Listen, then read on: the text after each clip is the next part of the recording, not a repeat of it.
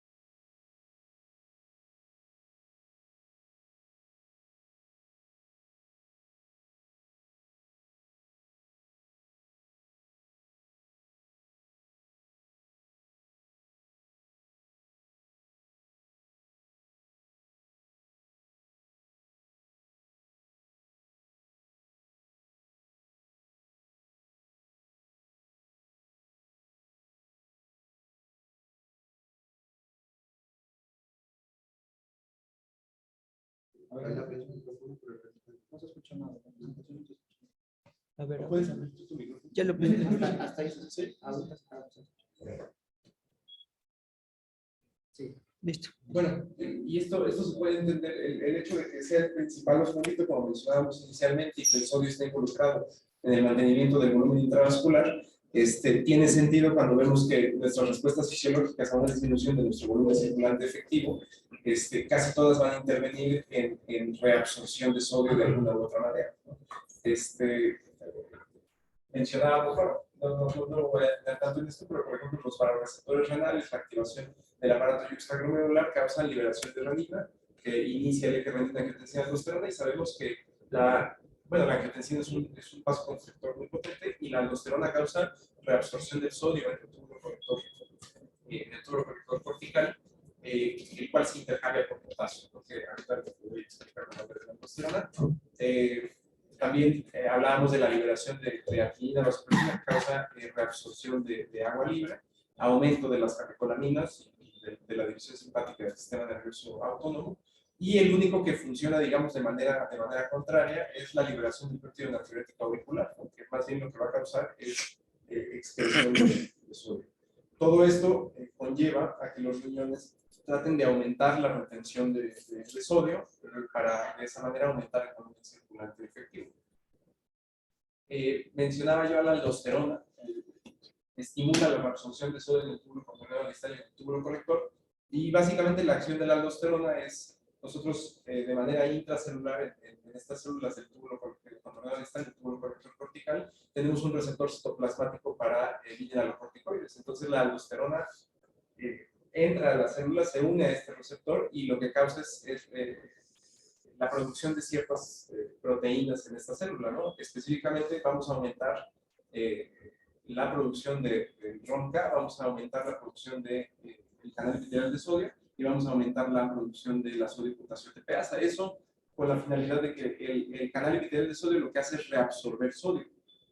Entonces, por diferencia de cargas, el potasio, que también es un ion positivo, va a salir de la célula. Y esta concentración intracelular se va a mantener gracias a la sodio-potasio TPasa, que nos va a estar sacando sodio y nos va a estar metiendo potasio. Entonces, básicamente, la aldosterona lo que causa es reabsorción de sodio, excreción de potasio, y de esa manera pues ayudar a mantener el volumen intravascular. En condiciones normales, menos del 10% de la carga filtrada está bajo el control de la aldosterona, como lo veíamos, pues el grueso de la reabsorción ocurre en porciones más proximales de la nefrona. Sin embargo, la pérdida mantenida en una fracción pequeña de la carga de sodio superaría con creces la ingesta diaria de sodio. Como ya habíamos visto, en realidad la excreción es muy mínima con respecto al consumo. Como consecuencia, la ausencia de aldosterona que ocurre en la insuficiencia adrenal, por ejemplo, puede dar lugar a una hiponatremia intensa, contracción del volumen del líquido extracelular, hipovolemia e hipotensión. Bueno, también aprovechando que estábamos tocando todos estos temas y viendo que pues, la verdad es que los diuréticos son de los fármacos que más utilizamos acá en nuestro servicio, pues nada más quise como de manera muy general explicar el funcionamiento de algunos de los diuréticos. Iniciando con los diuréticos inhibidores de la anhidrasa carbónica.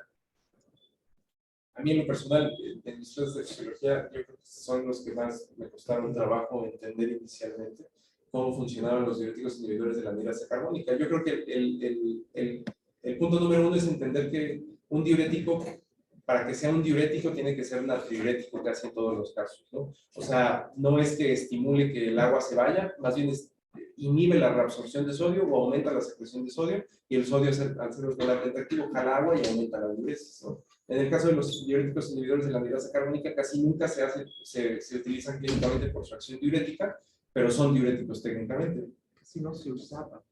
Casi no se usaban. Bueno, ahorita como cambiado mucho. Sí, para la resistencia de diuréticos y demás se pueden combinar con diuréticos de ácido, diuréticos de ácido.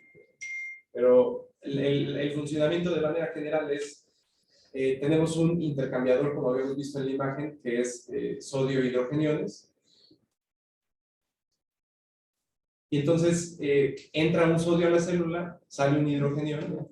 Entendemos por esta fórmula de Henry von Haselberg que lo que hace es producir ácido carbónico al unirse con el bicarbonato. Y este se disocia, gracias a la acción de la anhidrasa carbónica, en agua y CO2, ¿no? Entonces, esta agua y CO2, de manera fisiológica, lo que hacen es ser reabsorbidos por la célula. Y dentro de la célula, gracias a la acción de la anhidrasa carbónica, se convierte nuevamente en ácido carbónico, el cual posteriormente se disocia en bicarbonato y un hidrogenión. Entonces, ¿cuál fue el punto de toda esta reacción que ocurre fisiológicamente en nuestro cuerpo? Pues reabsorber ese bicarbonato, ¿no?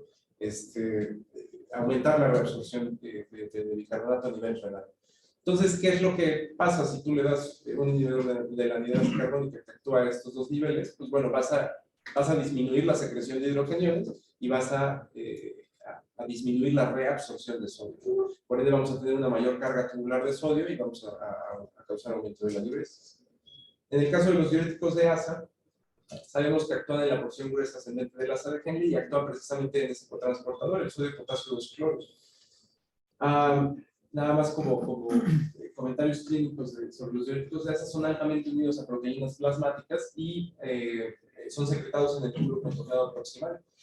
Sabemos que de manera normal tenemos la arteriola aferente, se forma el glomérulo y posteriormente sale la arteriola eferente, y esta arteriola eferente lo que hace es seguir al tubo y es parte de la vascularidad de las células epiteliales de los túbulos. Pero cuando pasa al lado del túbulo contorneado proximal, estos diuréticos de ASA son secretados en el túbulo contorneado proximal.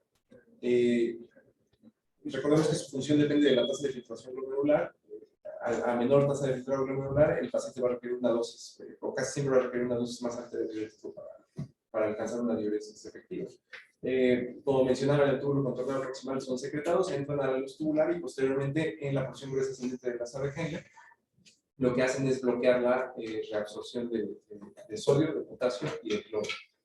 Otro punto importante sobre los diuréticos de ASA, o algo que se me hace bastante interesante, es que la furosemida, por ahí de los años 70, finales de los 70, principios de los 80, cuando se estaban haciendo los ensayos clínicos, se daban cuenta que en los pacientes con edema pulmonar, al administrar una dosis o un bolo de furosemida, causaba en pocos minutos una mejoría de la disnea, ¿no?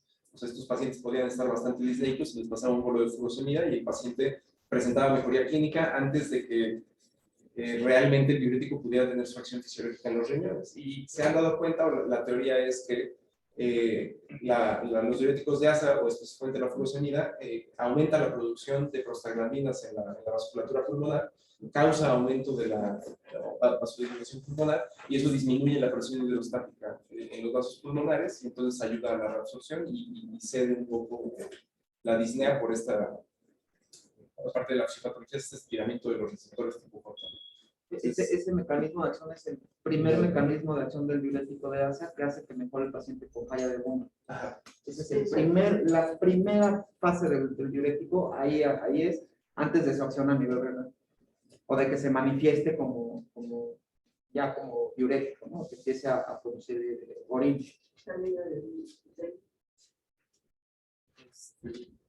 Y bueno, nada más como breve recordatorio, los principales diuréticos de asa que tenemos son la furosemida, la bumetanida, la torsemida, que yo no estoy, bueno, no sé si acá en México hay, o sea, la he escuchado, yo nunca la he visto, y el ácido etacrílico. Y recordar que la furosemida, la bumetanida y la torsemida son sulfas.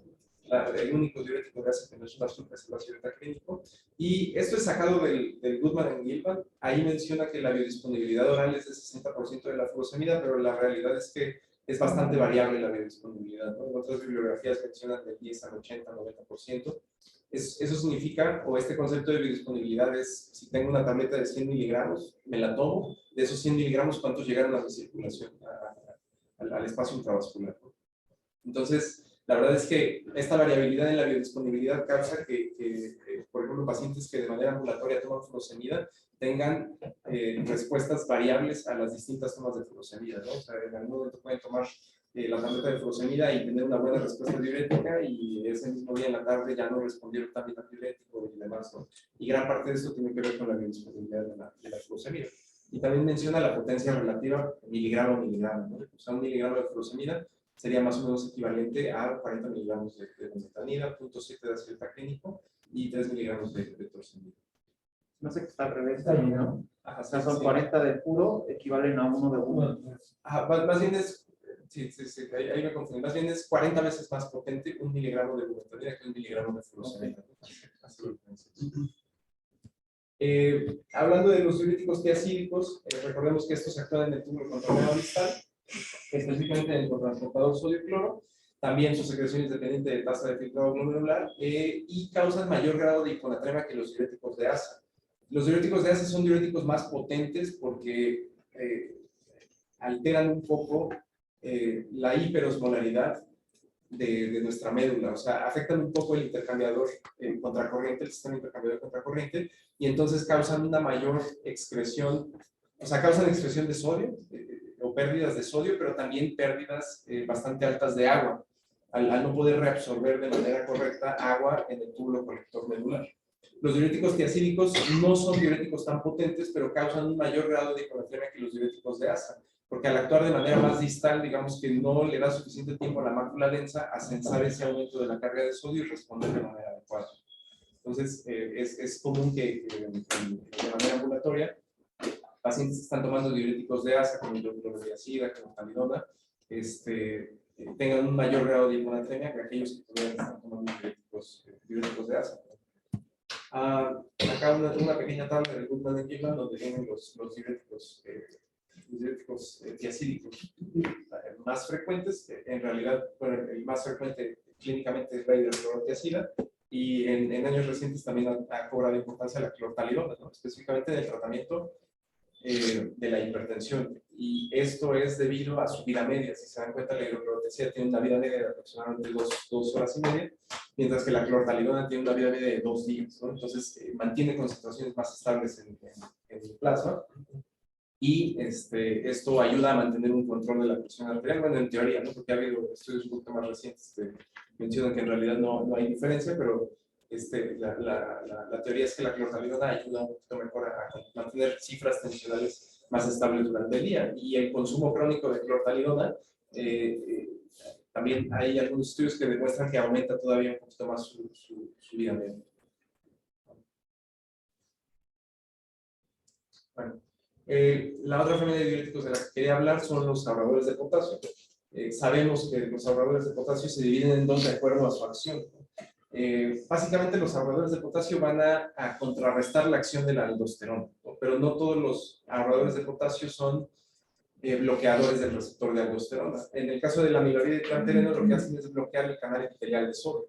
Entonces, al inhibir esta reabsorción de sodio, inhiben la secreción de potasio y básicamente tienen una acción bastante similar a bloquear la acción de la aldosterona. Y los que sí son verdaderos bloqueadores del receptor de aldosterona son la espironolactona y la eplerenona. Mencionaba yo que tenemos un receptor citoplasmático de aldosterona, de mineralocorticoides. La aldosterona entra a la célula, se une a este receptor y causa la expresión del canal epitelial de sodio del ROCK de la sodio potasio ATPasa. Al bloquear este receptor, pues inhibimos la producción de estos canales y entonces tiene un efecto pues, bastante similar fisiológicamente, ¿no? Tenemos una disminución en la reabsorción de sodio, un aumento, bueno, una disminución también en la secreción de potasio. Y es importante recalcar que estos no se modifican por tasa de filtrado glomerular, ¿no? Porque en realidad no se secretan a los túbulos, entran a través de la membrana basal de las células. Y pues bloqueamos la acción de estos genes. Y pues...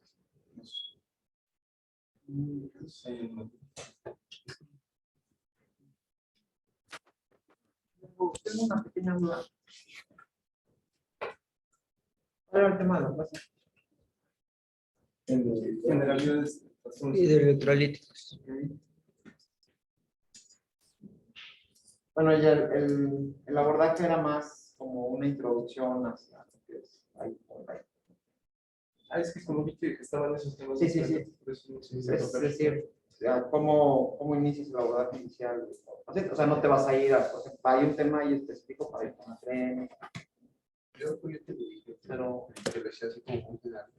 Porque el año pasado, cuando coordinamos, igual como que fue muy repetitivo el hecho de la hiponatremia, porque lo vimos y el abordaje fue así como vimos el abordaje inicial y después repetimos el tema de hiponatremia. Y se van a repetir las veces que sean necesarias, es de lo que más ve. Porque, por ejemplo, lo que quería hacer era que viéramos como las generalidades de los electrolitos, que es lo que más vemos en cuanto a desequilibrios, que es lo que nos envía más de consultas para las semanas, todos los servicios y pues primero como queríamos que la idea general era que conocieran bien la destrucción de líquidos electrolitos, cuáles son su importancia y todo eso.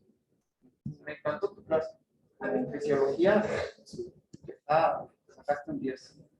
Simplemente creo que no es lo que habíamos solicitado, pero tu clase tan fabulosa.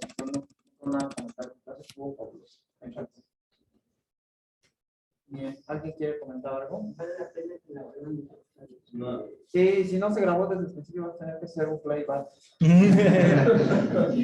Sí, teníamos problemas con el micrófono, pero sí prendiste el micrófono, ¿no? En tu Zoom. Yo creo que ahí al final no. Yo creo que Ajá. estuvo bien abordado, que espera como introducción.